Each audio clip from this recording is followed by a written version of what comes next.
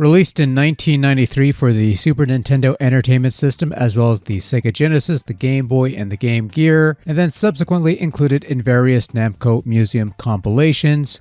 Pac-Attack, aka Pac-Panic, is one of those puzzle game things where you have stuff falling from the sky, and you have to position this stuff in ways that will form lines to make the stuff disappear. Because there's gravity, nothing gets stuck in the air. If there's some stuff sticking over a hole, that stuff will fill the hole by one line. Now, if that's all there was to it, it'd be a pretty simplistic Tetris knockoff, almost Tetris for beginners as it were.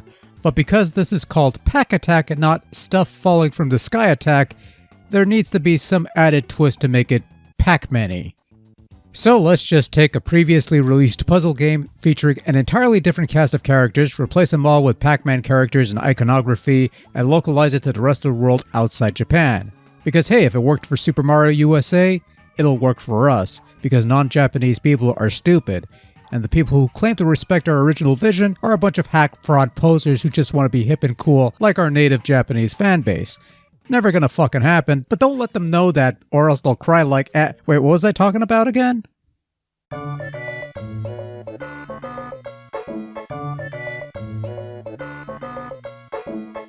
Originally a 1992 Namco arcade release before making its way onto the Nintendo Super Family computer later that year, and the third in Namco's Cosmo Gang series of arcade things that was apparently a thing in Japan and, yeah, okay, whatever. Cosmo Gang The Puzzle is a puzzle game where you have stuff falling from the sky and you have to line up blocks of stuff in order to clear them from the board. Sometimes you'll have these critters called jammers who will take up space and prevent you from clearing away lines of stuff from the board. That's where these blue ball things come into play. Place a piece with a blue sphere contained and it'll shoot a beam in the facing direction to clear away all the jammers said beam can reach, and clearing the way for stuff to fill the void via gravity or whatnot. With the proper strategy and mindset, you could actually set up a nice little chain reaction and score some big points. Assuming you care for big points, because that used to be a thing once upon a time. Each time you clear away jammers from the board, your star meter thing will fill up. Once your star meter thing is full and glowing, a fairy thing of sorts will eventually show up, and wherever it lands, it'll cast a spell that will clear away any jammers from the board, which will cause many blocks of stuff to fill the holes and maybe clear multiple lines for big points, because that also used to be a thing. Like any puzzle game of this ilk, you keep playing until you eventually top out and the game ends. And if you achieve a high enough score, you get to add your name to the high score list, which also used to be... Never mind. Cosmo Gang The Puzzle comprises 3 modes of play. The 1P mode, which is the standard rules of play. There's the Versus mode, which is the 2-player mode. And then there's the 100 stage mode, where you have to clear all the jammers from the board using a set number of blue orb things. Clearing the board means you move on to the next level, but if you run out of orbs or you top out, the game ends. But you can retry the current board if you mess up, and there's passwords you could use to skip ahead to later levels. There's about 100 boards in this 100 stage board mode thing. So this recently graced the Nintendo Switch Online service, and to put it simply, if you've played Pac-Attack, then you already know what to expect from Cosmo Gang The Puzzle, because it is the exact same game in terms of gameplay and mechanics. Only the graphics are really different, and the music and all that.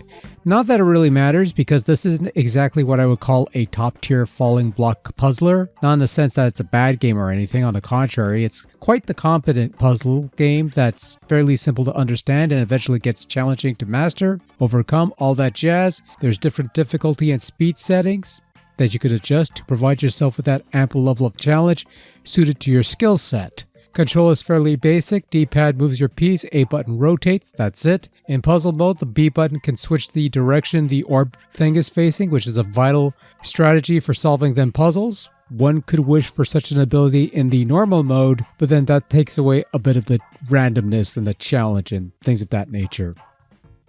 Cosmo Gang looks like a puzzle game.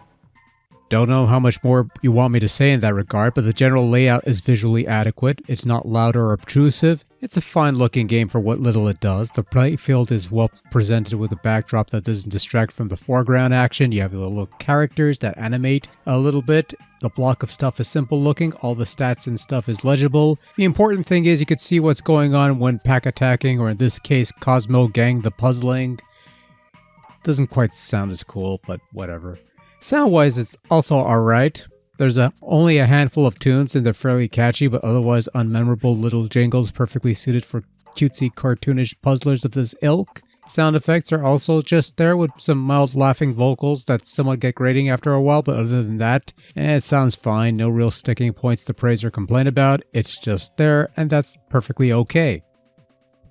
Overall, Cosmo Gang The Puzzle is a basic and straightforward puzzle game that certainly offers a unique twist on the falling block formula.